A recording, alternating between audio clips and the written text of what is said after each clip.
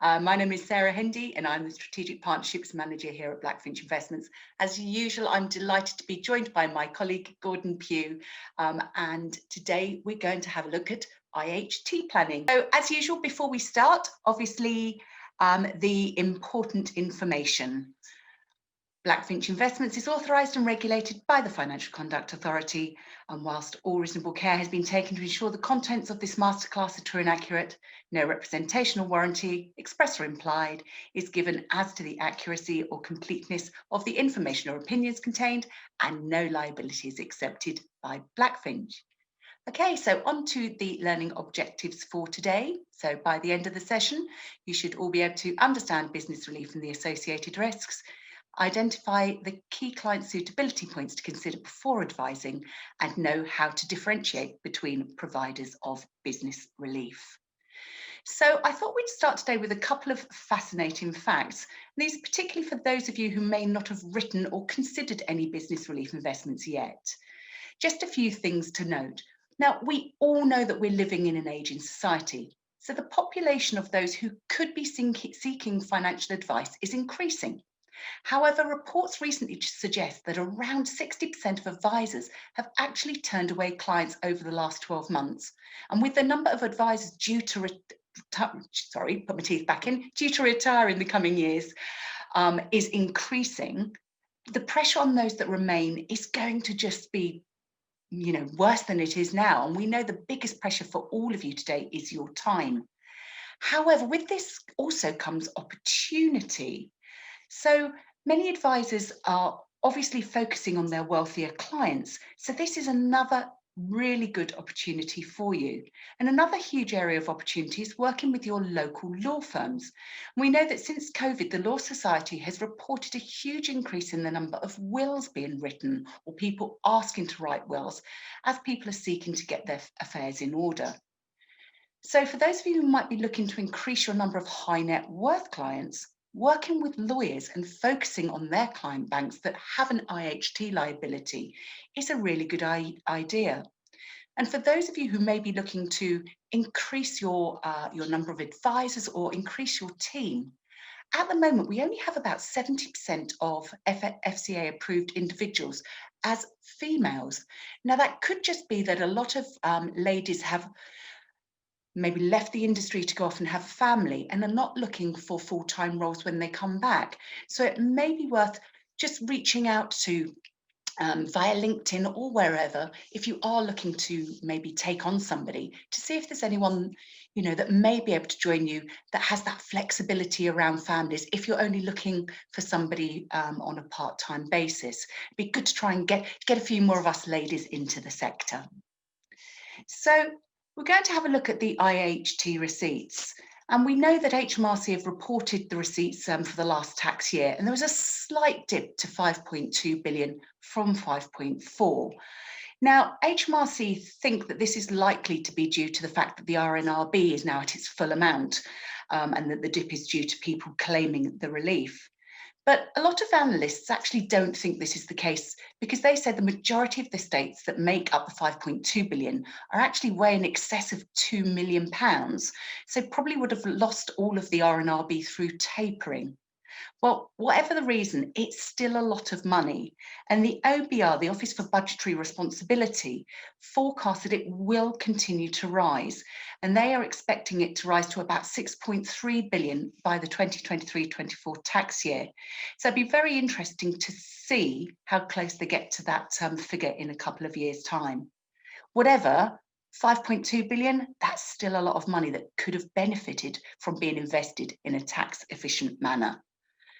So I thought we'd start off really by just going back to a little bit of a basic and having a look at the IHT options. Now, when we talk about the traditional estate planning methods that can be considered, I always think that the difference here is that when you consider things like gifts or trusts or even life assurance policies, they're actually then asset reduction. Whereas when you're thinking about business relief, it's asset conversion. Now, I'm actually going to hand over to Gordon here, because I heard him describing something, or his take on looking at IHT planning options completely differently recently, and it was very interesting, and I thought it would be really good to get his view on this. Well, good morning, everyone. Thank you very much, Sarah. I hope you're all well. And yes, welcome to our final session.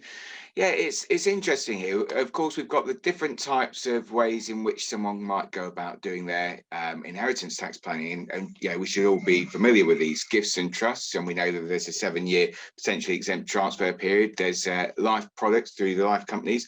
And as you guys all know very, very well, there's some fantastic life products out there as well. And then we've also got business relief, where we're investing in a UK business, and that gives us this relief. It's this long-standing relief, and we'll have a look at that a bit later on. But the funny thing that we've come across before is, you've probably found this, that lots of clients seem reluctant to actually do any IHT planning, or until they get to a point where it's really quite late on in the day.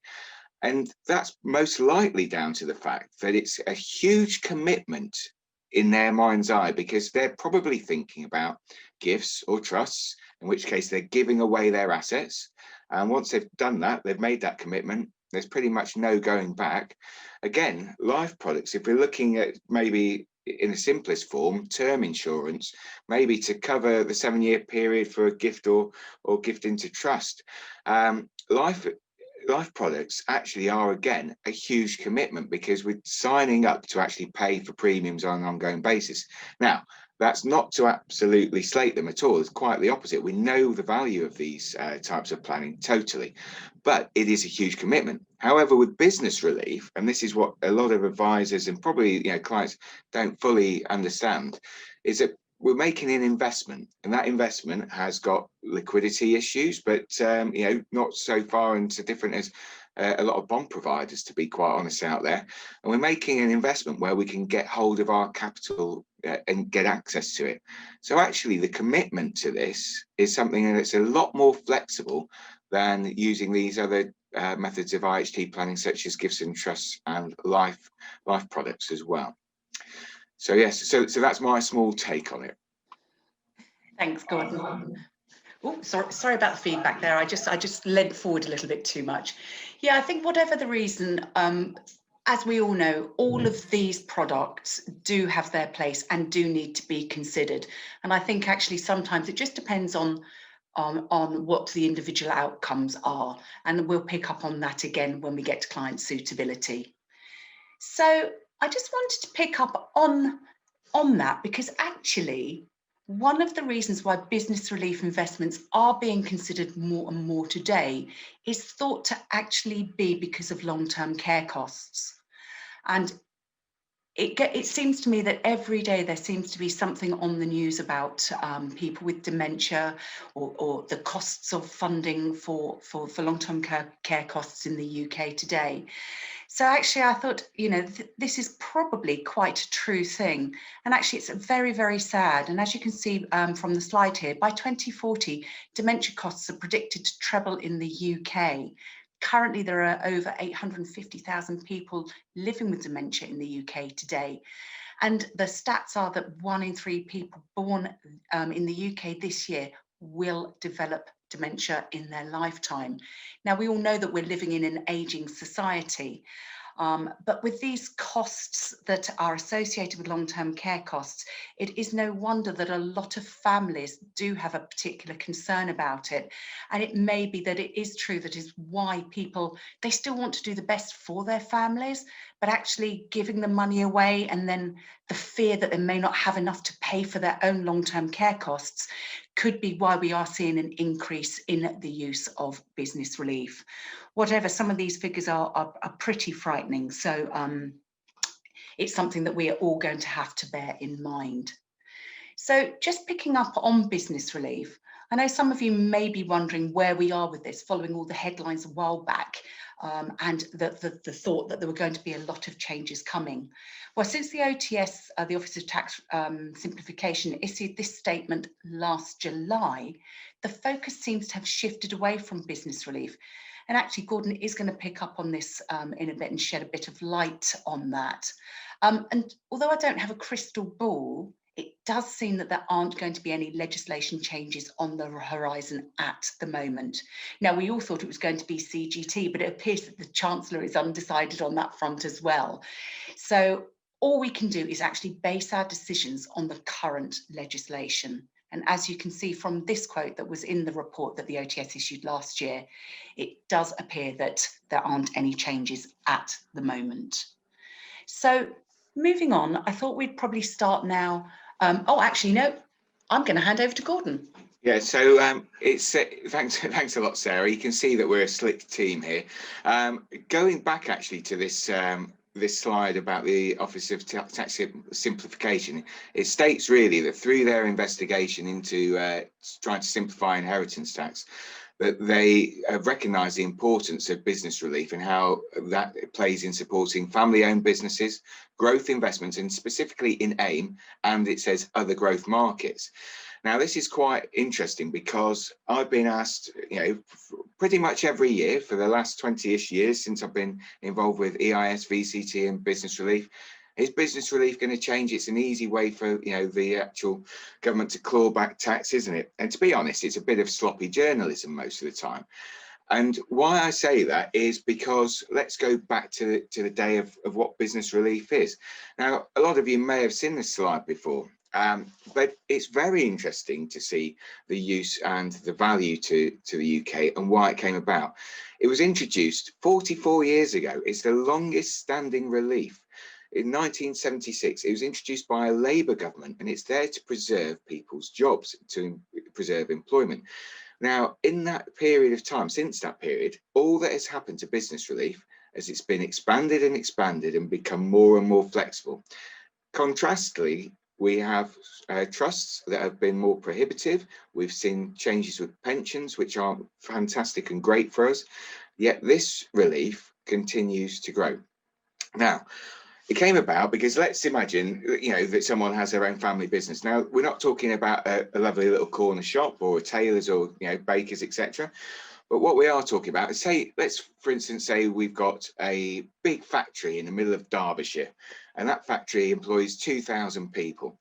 And when the owner of that factory passes away, the beneficiaries can't afford to actually keep that because they've got to pay inheritance tax. So they then sell the business to a competitor. The competitor closes it down. So beforehand, we had a successful business that was profitable. With it being profitable, that was delivering corporation tax receipts to HMRC. Also, we had all those people employed. They were delivering income tax receipts to HMRC, let alone the employees and employers' NI contributions as well. Now, that business now goes, 2,000 people are now unemployed. So instead of all those receipts to HMRC, it's now costing us. But it's not just that business, it's all the ancillary businesses around it. The butchers, the bakers, dare I say, the candlestick makers as well, hairdressers, taxis, all sorts of things. You get the idea. The whole local economy there suffers, as well as it actually now costing UK PLC an amount of money. So the point here is that the actual amount of receipts that we get as a country from these businesses being successful absolutely far outweighs the singular IHT saving that the shareholders of that business actually benefit from. And in fact, if you think about it from the employment point of view, you can see that it's actually a very ethical thing to actually undertake. So all business relief, in a sense, has got ethical connotations. Now, in terms of the relief, it was for private limited companies, not public limited companies. But when we had the advent of the alternative investment market in 1995, the government said, well, we're not classing these companies, these smaller companies, as listed for the purposes of business relief. So they included AIM companies as long as they hit the requirements. And then also, they again expanded the legislation. We could always have listed entities within ISAs, but for tax transparency purposes, for the use of inheritance tax, in August 2013, they widened that to ISAs for holding AIM shares. Now, of course, the government don't want me just to set up a company on my deathbed and say I'm a trading company. So that's where the 2-year rule comes in. And it's so that we can get up and running and trading. And funnily enough, guess what? 2 years is the average sort of length of time that any business after its first reporting period has to make a return to HMRC so they can see what's going on. So that's where it all comes from. And if we know where it comes from, and know that the receipts are very powerful, and the government have highlighted how it actually, it really benefits UK PLC. It really encourages people to invest in UK companies, and it gives stability to the UK markets through AIM. It's really a really powerful thing. So hopefully, if ever you have any fears, hopefully those would have been allayed by that. Now, I'm just going to hand you back to Sarah now, because she's going to go through some of the considerations that you should be looking for your clients, and it's a good place for me to leave you there. Yeah, thank you, Gordon. As usual, just for those who've been on some of the previous calls, I will issue some notes to accompany the slides after today. So actually, rather than focus on all of the points on the slide, because they're pretty much the same as those that we've already covered off in previous sessions when we were looking at EIS and VCTs, I wanted to slightly take a look at this from a different angle. Now, as you all know, the FCA do consider all tax efficient investments as higher risk. So client suitability is a key aspect for you. But one of the things that I think is often forgotten is to differentiate between estate planning and inheritance tax planning. And today it's IHT planning that we are focusing on. Now, I know it's pretty obvious really, but it is only your wealthier clients which you will need to discuss and consider business relief investments from an IHT point of view. But that's not to say that they don't make good standalone investments, because actually they do. But one of the key aspects of client suitability here is actually client vulnerability. Now, we all know that this is a hot topic for the FCA, and you've probably all heard me talk about this over the last few years. But ensuring you treat your clients fairly is absolutely paramount. And for me, when it comes to inheritance tax planning, there are actually two key considerations that you need to address regarding vulnerability. The first is obviously client understanding. Now, we know that the FCA's concern here is that your client may not understand the nature and risks associated with these investments. Now, the average age of investors into our IHT portfolios is actually only about 75 years old, which is actually pretty young across the board. But why is it that a lot of advisors do wait until their clients are a lot older and maybe starting to have cognitive issues before discussing IHT with them? They often have already addressed estate planning, but maybe not specifically any IHT issues. Now, as an advisor, you're probably going to have a pretty good indication about whether your client's going to exceed their nil rate band and have a potential IHT liability when they retire. So it might be a good idea to actually start that conversation then, so that you can record your client's clear understanding of the investment and the risks. Whether they choose to invest at that time or not is another matter. But don't forget what I said about treating these investments as standalone, because it could be worth considering them just as a diversifier. But from your point of view, you can then annually revisit, record with your clients on the files what their wishes are for their money. The second point I wanted to mention here is that by considering these investments when your clients are slightly younger, should they then choose to make an investment but have, well, perhaps suffer dementia and the family instigate a power of attorney, it's another tick in the box to demonstrate that you are actually already considering these investments, and actually you're just continuing with the mandate that you've already commenced with your clients beforehand. Now, before I move on, I did just want to highlight one point here, as it's not a usual one that does get mentioned, and it's just picking up on the age and health of clients and how important it is to understand the investment mandate that the provider you are using has in place. Now, just because you send your client's application money to a provider, it doesn't mean it will be automatically invested upon receipt. Now, some providers like us have regular investment mandates, but others can take as long as a month before they actually place the investments. And the 2-year clock doesn't start until the money has been invested and the share certificate issued.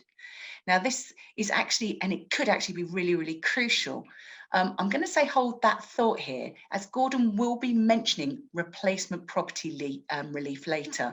Now, I don't think we're going to be mentioning the most famous case of Swain versus Mills and Reeves today, but I will try and actually, I'll make myself a note and I'll include it in the notes, because it could be something that you might want to just refer to. particularly if you are going to be working with your solicitors.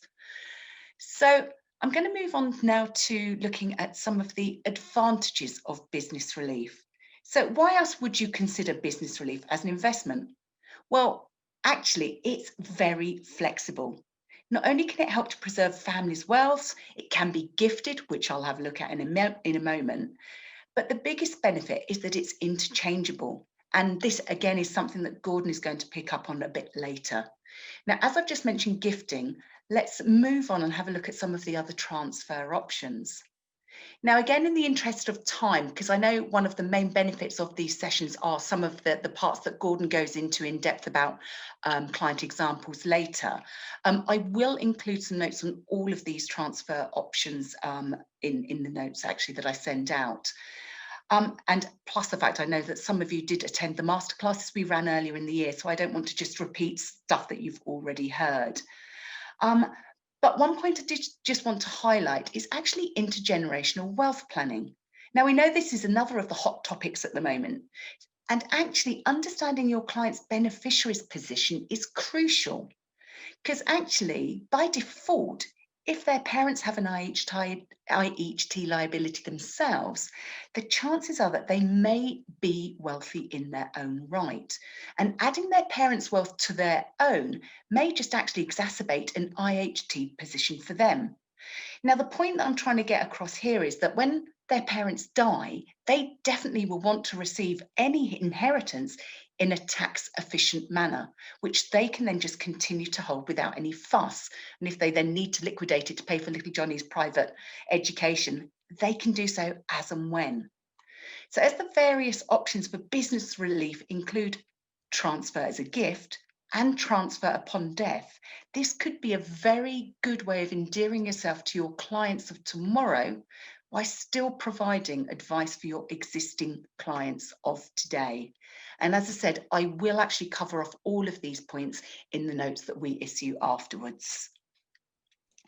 Okay, I'm going to hand back over to Gordon now. Okay, thank you very much. So let's see what are we going to have a look at now. We're going to have a look at some of the business relief options that we actually have available, and we're going to have a look at some of the risks which are associated with them. We're going to look at the risk return profiles.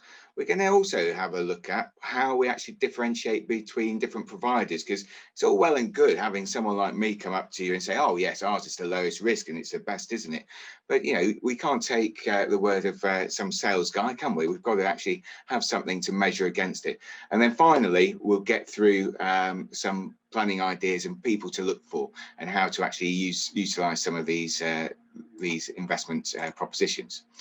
So first of all, this is rather an interesting one. Now, this is about cash ISAs. Now, presumably, most of your clients don't hold cash ISAs, and I'd hope they wouldn't, because otherwise, you know, what are we doing with them?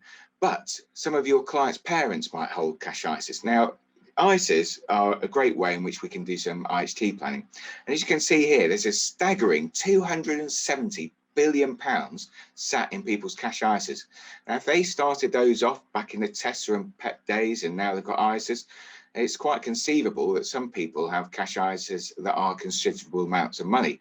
And if these are your clients' parents or other contacts of those, then they've got a bit of a problem. And also, quite an important point is if they've managed to save up significant amounts in cash ISAs, I can probably assume that they don't have a liquidity requirement for those cash ISAs. Therefore, they're just sat around. Easiest bit of planning is to actually move that cash into a named portfolio.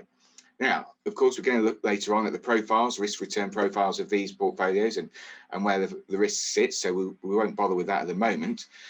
But if AIM is too risky, if they don't have a requirement for this cash, why is it sat there in an ISA? Let's take it out of an ISA. Let's put it into something less volatile, the unquoted form of business relief, IHT planning, and that could give them the benefits that they need. And also it would have minimal tax implications for them during their lifetime. So onto the main risks. We're not going to cover things in their entirety here, but this is the main risks we need to consider. Now, we're going to use some Blackfinch examples, obviously, but we're not going to shove it down your throat. We're really just looking at it from the way in which we structure things. So all of our products are through Blackfinch nominees, so they're ring fenced from the main company. So if anything happened to Blackfinch, it wouldn't affect your client's investments. It's one actually we do get asked now and again. In terms of the unquoted companies, pretty much across the board, across all providers, they do investments that include lending as well as renewable energy, and we'll have a look in depth about those in a moment when we compare the different products out there, or have a look at how to compare them. So we have renewable energy, we have asset-backed lending, which is in fact really bridging loans, and we also have property development lending. It's all about specific risk here. And now you probably know from modern portfolio theory, we spoke about this in the EIS Masterclass, we do actually have the ability to de-risk specific risk through diversification. So as you might imagine, our asset-backed lending and property lending, we're into 30 plus lending activities. Our renewable book is very diversified as well. On top of that, we do have some things that we can do to de-risk specific risk on these types of investments. Firstly, we have the first charge for senior debt when we're undertaking lending activity. And also, actually, we have one of the lowest loan to values. So we have most equity within any of the lending activity. So when we lend to people, on average across our portfolio, it's about 56%. So in case we had to take the first charge, there should be 34% left in it. No, 44%, I'll do my maths. It's great, isn't it, working in finance? We should have about 44% of a buffer in case those local markets diminish in value. Renewable energy, we have the majority of our energy assets are under government subsidy feed-in tariffs. And then again, what are the rest of them? There's power purchase agreements, which are commercial arrangements. So really, the risk that is associated with unquoted companies, as far as the FCA is concerned, of course, we've got the specific risk, but the main thing that comes out in a brochure is actually the liquidity risk, because there isn't a marketable market for the shares. Now, as many of you who use our portfolios will know, we actually create that market. It's generally created by fundraising, money coming in, and that we buy and sell shares purely at net asset value. There's no bid offer spread, there's no premiums, etc. It's very, very straightforward. If that were ever to dry up, and we haven't had a situation where it does, the companies themselves hold a cash float, roughly about 10% of our overall portfolio. So that can offer the liquidity from that point of view as well, although there's different taxation considerations there. In terms of AIM portfolios, again, we have the shares ring fenced, but really the FCA's focus here is on market volatility. And we'll have a look at some of the market volatility, some of the actual returns that we've actually experienced over the past 5 years. Now, market volatility also is a function of market sentiment, and this is news statements that go out, that things that might not affect the individual companies within that portfolio whatsoever, but our share price can be affected dramatically. However, what we're looking for here is uncapped upside. The problematic risk for it, and the thing that we need to consider for our client and their beneficiaries, is what happens if they die when the portfolio is at its lowest point, in a trough, and at that point, would their beneficiary need access to that capital and sell out of it, totally undoing the entire point of why we did this bit of planning. But again, however, on the flip side, possibly we have that potential for uncapped upsides, which could completely wipe that out. And we'll have a look at how these different portfolios can interact together later on. So true to word, this is how our AIM portfolios have performed over the past 5 years. We've got them against the FTSE AIM All Share, and you can see also the FTSE All Share, the main list. And what the takeaway here is that these indices and our portfolios are very, very highly correlated. So when we did have the COVID situation at the end of March, and we saw a massive downturn then, you can see that all of those indices and our portfolios had quite a significant drop. However, you can see from our portfolios the benefit of active management. And you can see here that the AIM FTSE All Share really dramatically fell. The AIM market is definitely not one to be a passive investor in. It's one where we need active investment to actually not only get the alpha, but also to actually compensate us and defend and have a defensive portfolio when we have these downturns. And of course, there's great opportunities for those that were brave enough to invest at the beginning of April. But unless people invested, in the last quarter of 2019, they should still be on to quite a decent outcome at the moment. And also, even if they did invest at the end of 2019, potentially, if markets stayed exactly where they would probably still be just ahead of the inheritance tax position at the moment.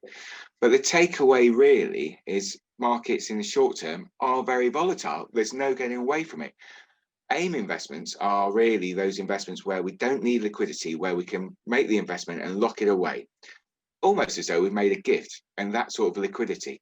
We want to be using AIM investments with clients that can hold them for 5 years plus, 5 to 8 years being an optimum sort of time frame, really. Now, conversely, I've put in something rather interesting here. I got our team to actually do a comparison between our non-listed, our unquoted IHT portfolios. And here you can see we've got the Blackfinch balanced portfolio versus the FTSE 100. Again, this is really just to show the difference between the volatility of, and this is the main market, versus the volatility of our unquoted IHT investments. And you can see the huge takeaway here is that our IHT portfolios are not correlated to markets. Also, this type of graph gives you a bit of ammunition when you're talking with clients. If you ever get that old-fashioned client who says, oh, they want to be in blue chip companies, or, oh, I want to be in something more mainstream, and God forbid if any of your clients only have a FTSE 100 tracker, but I well, imagine they are well diversified. But the clients that we're talking about are a bit old-fashioned, and they do watch the news every day, and what they see at the end of the news is what's happening with the FTSE 100. They obviously, unbeknownst to most clients, don't know the FTSE 100 is mainly made up of a concentrated group of banking stocks and oil stocks. But what we're really looking at here is how something that's alternative can actually have very good diversification potential for that client, and in those later years preserve their wealth rather than having that sort of day-to-day short-term volatility. Now, on the basis of that, I'm just going to jump out of this presentation and show you another tool that we have. Now, hopefully you can all see this. I've done a new share of a spreadsheet, and this is just to show you that if somebody put in 100,000 in our adapt balance portfolio, our IHT portfolios, which are targeting 4% per annum, and they live for 5 years, the compound return on that means that on their death, it'd be free of IHT and it'd be worth, 121,665. Of course, if they did nothing and just left it in the bank, it'd be worth £60,000 after inheritance tax. In real terms, a bit less than that, obviously, because we've got inflation. But what if those clients said, no, I want to do something more mainstream with their £100,000, and actually they wanted to go into the FTSE 100 or equivalent? Well, this shows that alternative investments that don't have, mainstream investments, alternative to what we're suggesting, that don't have these inheritance tax benefits, would have to increase over the same time period by 15.2% per annum on a compound basis, net of tax, net of fees, so that at the end of 5 years, when they passed away, that portfolio would then be worth 202,000, so that they could then pay 40% of that, being £81,000, to actually end up with exactly the same outcome as going in our portfolios. Now, if we look at the difference in risk portfolio return profile, targeting 4% versus targeting 15.2% compound, it's quite something. So again, little tools that can help you, talk with clients and actually explain what it means to them. And at that stage in life, do they want to be going up the risk profile? And it's at this point we really want to have a look at how these different portfolios interact. So back to Sarah, back to the studio. There we go. Thank you, Gordon. Yeah, actually, one of the things I just wanted to point out here is obviously, as I mentioned earlier, one of the great things about business relief is actually that they are interchangeable. And so once a client has held a business relief investment for 2 years, they can just transfer it into another business relief qualifying asset, and it retains that IHT exemption. So one of the things that we see quite a lot is that actually when clients are slightly younger, they're probably still in that accumulation phase. So they are typically still working and they are looking for growth. They've also got that higher appetite for risk and a higher capacity for loss because they are still working. So it very well may be that the product opportunity here is to actually make an investment into AIM or an AIM ISA, particularly if you know they are then going to have an IHT liability. And then as they get older, and maybe they've now retired, so they're in excess of 65, or is going to be a lot older by the time I get there, sadly, maybe 70 years old, but they're in that decumulation phase. They're now looking for capital preservation. They've got a lower appetite for risk and a lower capacity for loss. However, they still want to ensure that they're doing the best for their families, but they want to make sure that their money is tax efficient, but they want the access. So what you can actually do, if they've already held it for 2 years or not, it doesn't matter, just maybe transfer it in from the AIM or the AIM ISA into the unquoted IHT or business relief portfolios. From our point of view, we perceive them to have a slightly lower risk because they don't have that market volatility. So it's just a good way of just showing you the beauty of a combined approach for your clients. Hope that's useful. Brilliant. Okay, so let's get on to a rather well, I think this is a very interesting point. Like I say, we've got all these different product providers out there. We're one of them. You know, and what differentiates between all of these different offerings, and what do we look for? So all of us pretty much have renewable energy, and we also have a bit of lending activity in pretty much. There's a few different providers that have different specialities tweaking around the side. Triple Point are out there, of course, with their leasing side to it, and there's some more media-based ones as well, and we'll have a look at that. But let's have a look at renewable energy. Now, let's take it, you don't have to know the ins and outs of renewable energy, but we're going to come at this with a commonsensical approach. Now, in terms of these assets, they all produce electricity.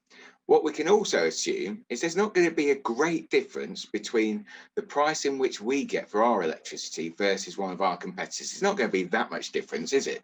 There's standard sort of market prices that people will pay for electricity, and that changes as we go through. So if we're all getting paid roughly the same amount for our electricity, therefore, it's how much electricity can we produce, and that is a function of how long our sites are operable for. How much electricity can they produce from sun, from wind, from burning things, etc. Now, this map shows that, first of all of our assets are only solar, that's the little yellow dots, and they're only wind, and that's the blue dots. And they're all UK onshore. So offshore assets, things like offshore wind farms, cost about twice as much to build as onshore wind farms, just as a rough guide. The electricity price that they get from them is the same. So effectively, your yield is half. So anyone boasting offshore wind sites, okay, possibly query that. Also, all of our assets are UK based.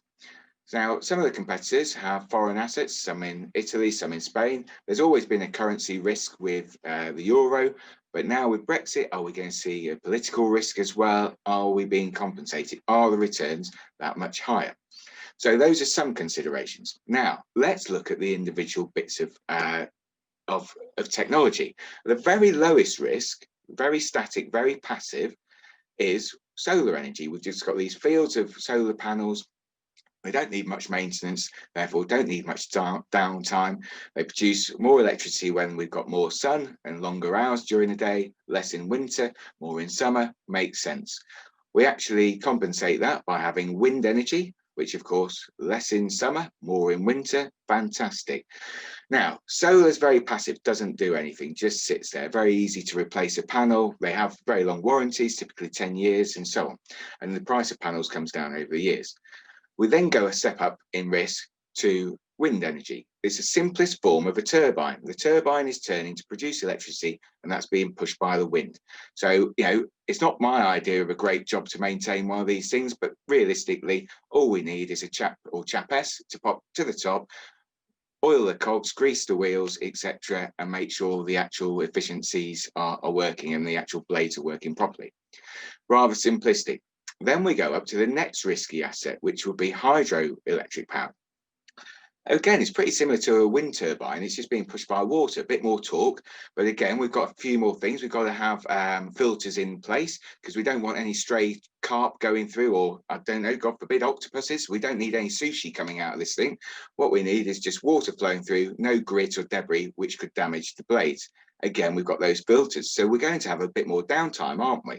And also the actual cost of a hydroelectric plant is a heck of a lot more expensive. So actually it creates a bigger part of your portfolio. So if you're having more downtime in that, potentially it could affect some of your returns. Now, those are all rather standard bits of renewable energy. And then we've got these next bits, which I'll put in quotes, are called renewable energy because we're actually burning stuff. So, how green they are is another thing. So you've got now going up to anaerobic digestion and you've got biomass. So we've gone up a stage. Now, what these things require is they require an input. Someone has to shovel something in, and then that something, usually manure or so on, either gives off methane for the biomass, anaerobic digestion, it churns the stuff up. Then we burn that byproduct. That then burns to create the heat to turn the turbine. So we've got a lot more complication involved, so more things to clean and service. Also, we've got stuff that we've got to pay to get rid of. So that it does have waste products as well. And then finally, the highest risk one, which you wouldn't have thought is really high risk, but if you until we explain it, is batteries, this reserve power. Now, that's a different market. It's called the capacity market. So in the UK, we're using solar and wind all the time, and that's generating energy going on the grid, and then it's topped up as well by the anaerobic and the biomass. And then when we have our grid at full capacity, so when let's see, Harlequins are playing rugby and the floodlights are on, Man United, Chelsea are playing, Fulham, whoever, or let's say it's not that, take that playing at Twickenham, and we've got all these stadium lights on, and at the same time Royal Dalton is knocking out China faster than anyone can actually put food on their plates, and we've got steel manufacturing up in Sheffield, if it's still going, and that's at full capacity. That's when we need the capacity market. Now, we've just had the COVID situation. We've not been anywhere near full capacity. So again, those assets, that's where they're more risky because they're not required. So this is just a way in which we're going to talk about risk. Now, I put it in this form here because we're going to look at a third-party reviewer, which I'm coming on to next. But unfortunately, the third-party review reviews the loan side of it, but they don't actually review the renewable energy side of it, which is quite bizarre. But whenever you look at any of our fact sheets, our own, our competitors, you'll see a breakdown on there of what the renewable assets are, and you can see quite clearly, whether people have got, some of these more interesting assets such as the anaerobic digestion, etc. Now, we're going to skip out of this again and go and actually have a look at this review, which I'm allowed to share with you. This is done by Martin Churchill. He's got a thing called the Tax Efficient Review, and it's done March of this year. And why I like it is because it does have comparison between a lot of the major players. And just to skip through, we'll just go on to the first bit. This is a summary of the pros and cons, in this case, of Blackfinch's offering.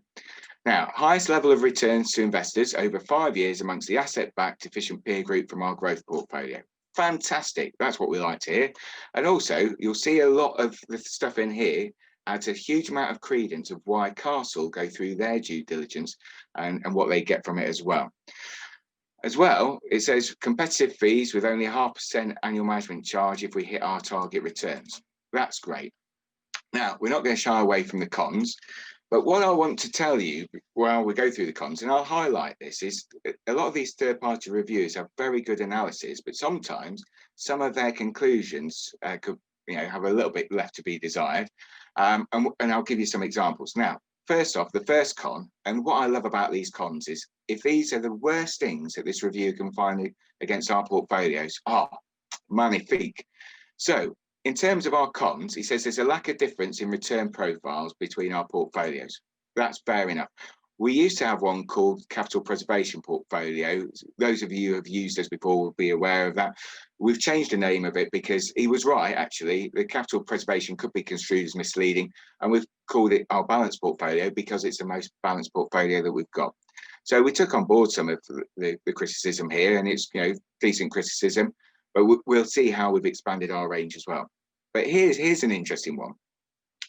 Right, we have higher returns than our competitors. So he says higher return thresholds required from the underlying trades mean that lower levels of cash must be held at all times to achieve target returns.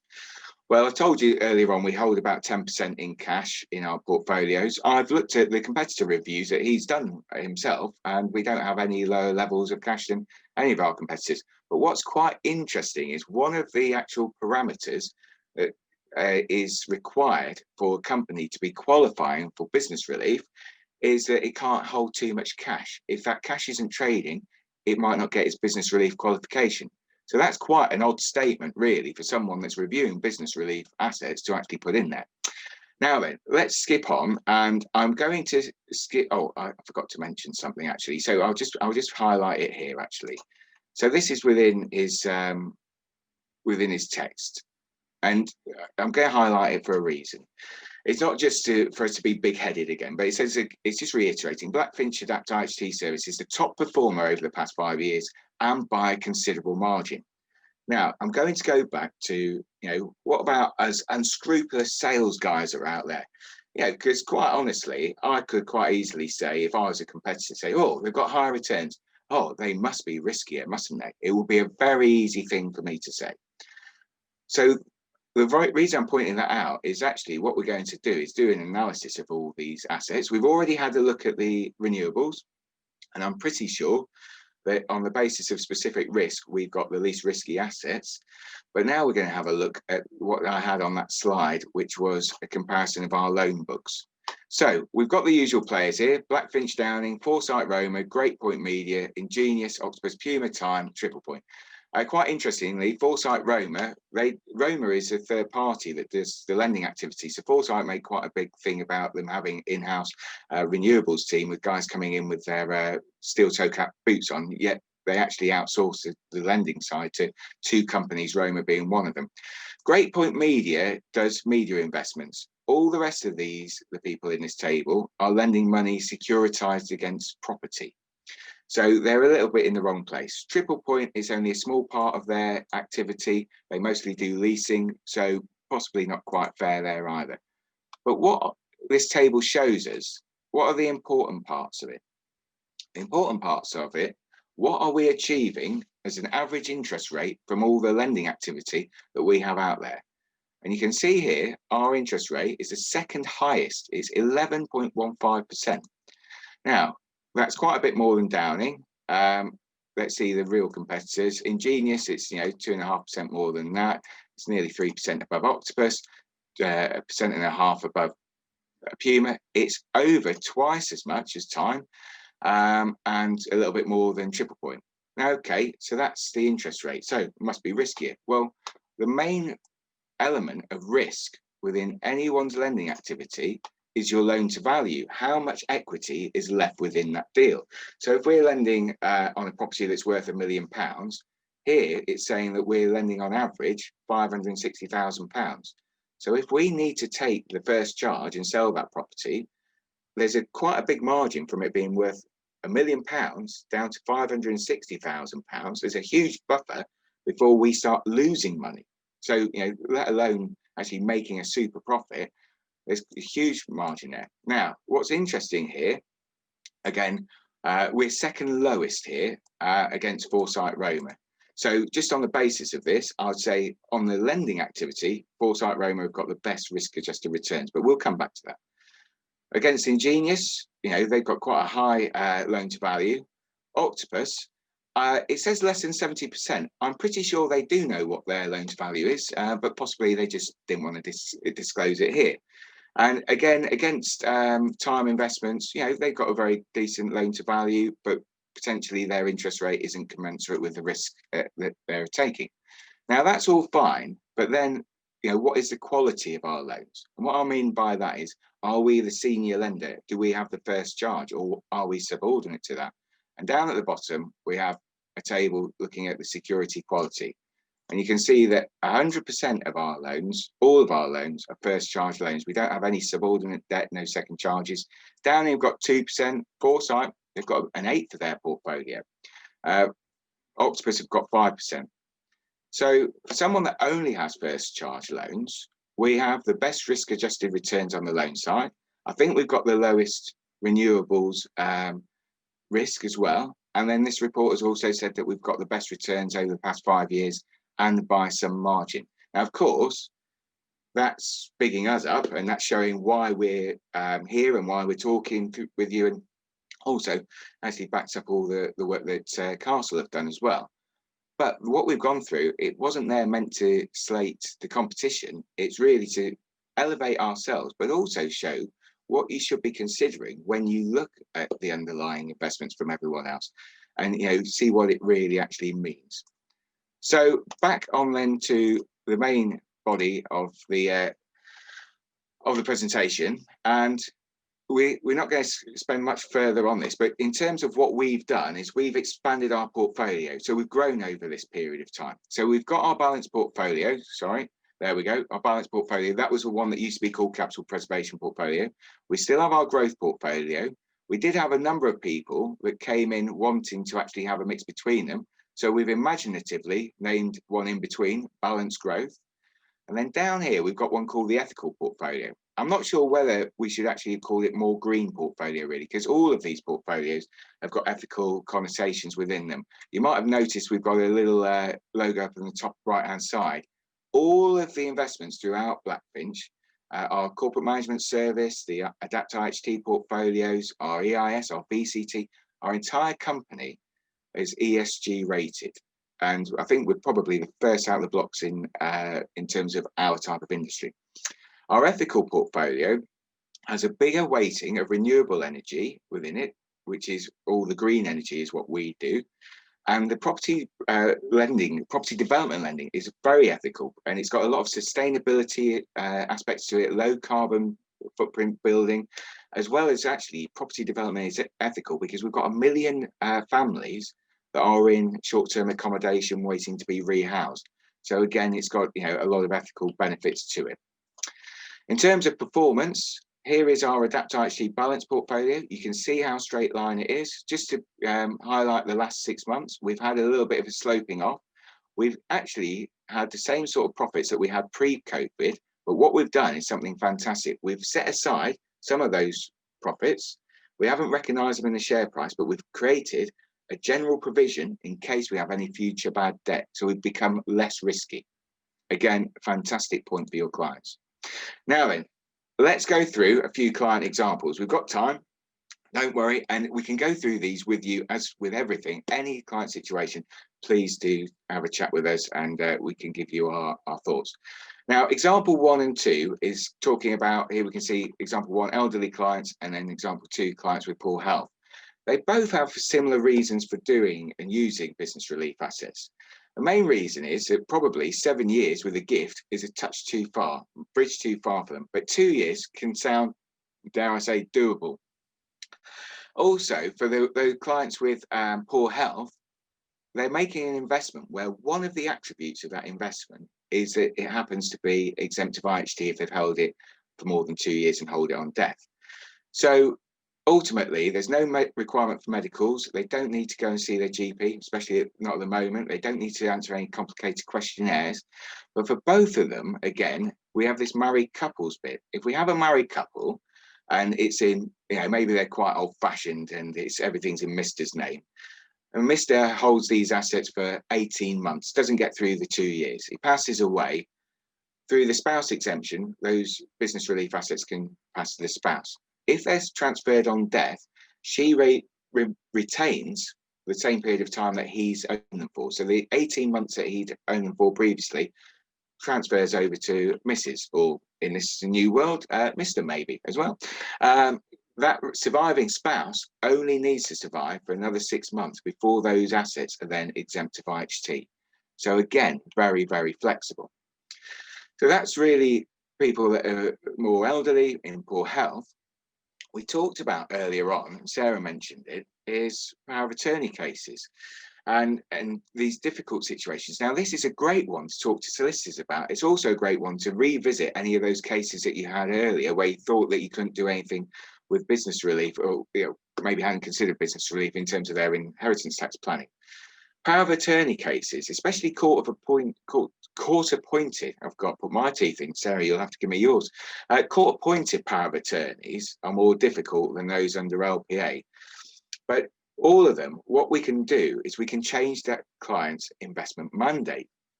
We've got to do it for the benefit of the client, for the benefit of the donor.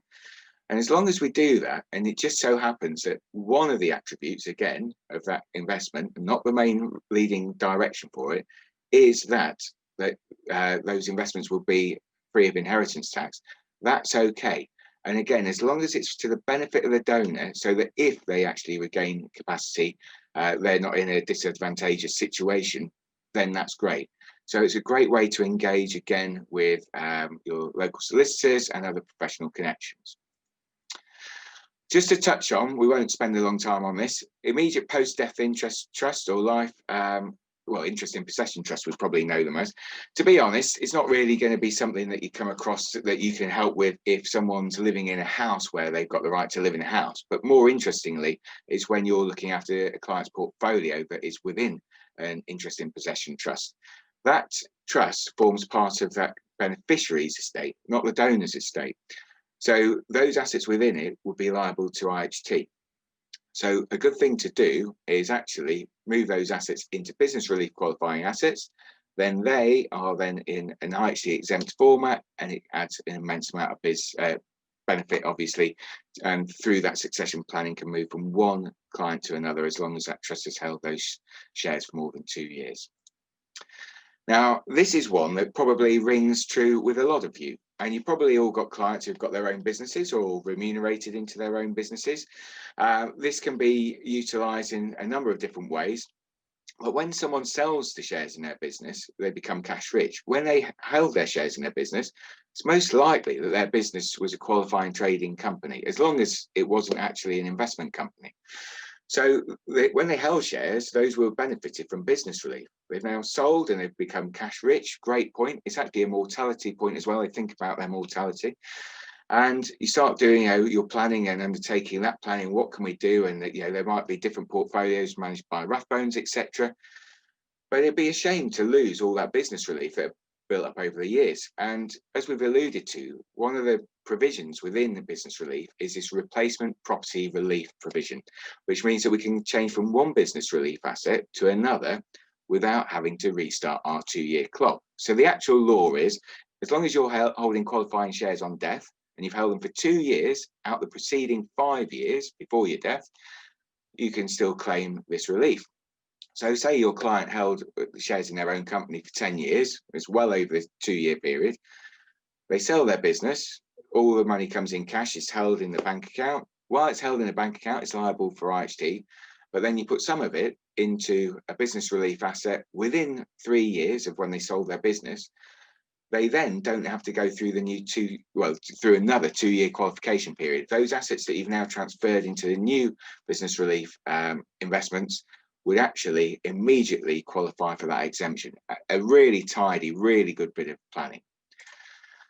And then finally, we mentioned this a little bit in our EIS portfolios, but outside the scope of these IHT portfolios we talked about now, but more within our corporate management service, there's companies that, again, have huge surpluses of cash sitting there. Now, probably because from the financial crisis 2008, maybe they came across opportunities and their bank wouldn't extend their overdraft or wouldn't give them a loan.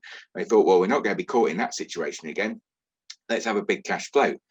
very sensible, and over the COVID period might have helped out immensely. However, on the flip side, on a relief purposes side, what used to be called entrepreneurs relief, and for business relief purposes, huge amounts of cash are very detrimental to those reliefs. What we can do is, through our lending activity, get them up and running and trading, fully trading, so that they can regain their business relief and their entrepreneurs relief. So again, this one is a great way to get referrals from accountants. So again, your accountancy connections, we'd be delighted to come along on Zoom calls or face-to-face meetings when we're allowed, and help you actually get in with some local accountants and help you get in referrals that way. And these are going to be big chunky referrals with wealthy clients, because the shareholders of companies that have got significant amounts of cash in them pretty much are going to be quite wealthy in their own right. So it's another one for us to target for those of you who want to get some new business and are wondering how to go about it. So finally, and this really does tie in with our EIS portfolios and the masterclasses we looked at there, is what about your clients that have got assets tied up elsewhere? We're thinking buy-to-let properties, ones with PRU bonds that have done very well for a decent period of time until more recently. The advice that you gave earlier on of where their assets were was totally right, spot on. But now they've got to a stage in their life where maybe they're moving more to decumulation, maybe they've looked through some cash flow modelling and they decide they don't need all this money. And their first thought is, oh, let's gift it away. Well, we know the problem with gifting 7 years. If they can get life cover for that 7 years, fantastic. That's a low risk approach. But if they actually want to keep control of their money as well, and all the benefits of business relief, moving from one asset class to another will cause a chargeable event. EIS is perfectly placed if we actually create the portfolio properly. It's perfectly placed to actually use their income tax relief for when people in cash bonds, or use capital gains tax deferral when they actually sell out of their buy-to-let portfolios, to actually manage that immediate tax burden, but also have IHT benefits through business relief. The part of their encashment that is unencumbered, you can advise them on normal business relief assets like we've discussed today, maybe a mix between AIM and unquoted, or if they're more elderly, just unquoted. It's a fantastic bit of planning. Once the EIS exits, and if that cash then is unencumbered, you re-advise on the same amount and put them into more business relief assets which are lower risk, less volatile, and so on. Again, an absolutely brilliant bit of planning that can add a significant amount of value to your clients. And the last thing I want to say in terms of looking after your business, and the takeaway there, is if you have if you do an IHT planning with a client and they want to go down the gifting route, they give money away, it disappears, it's no longer under your control unless it's within a trust that you've helped set up. When we use business relief, your clients' beneficiaries are going to come and talk to you, and they're going to talk to you about how they exit from these investments. And hopefully you've already chatted with them, but if not, depending on how your client is, maybe they're quite private, this is a great time to actually engage with those beneficiaries and build up the business again through that client, that new client that you should be able to retain. So with this is the only IHT masterclass we're doing. We don't need to do a series because hopefully it's a little bit more simple. But with that, actually, it's a perfect time to have a bit of a recap. I'm going to give this to Sarah. She's going to just give us a recap. But I would invite you, if you want to get back on your microphones. If you want to put your videos on, you can do. And we could actually have some interactive questions. If you don't want to do that, you can send a question by chat. We won't embarrass you. Don't worry. We're all in a safe place. But yes, back to you, Sarah. Thank you. I'll put my video on then, shall I? And then everyone, I can get a sympathy vote for my poor nose. Here we go then, Gordon. Whoa.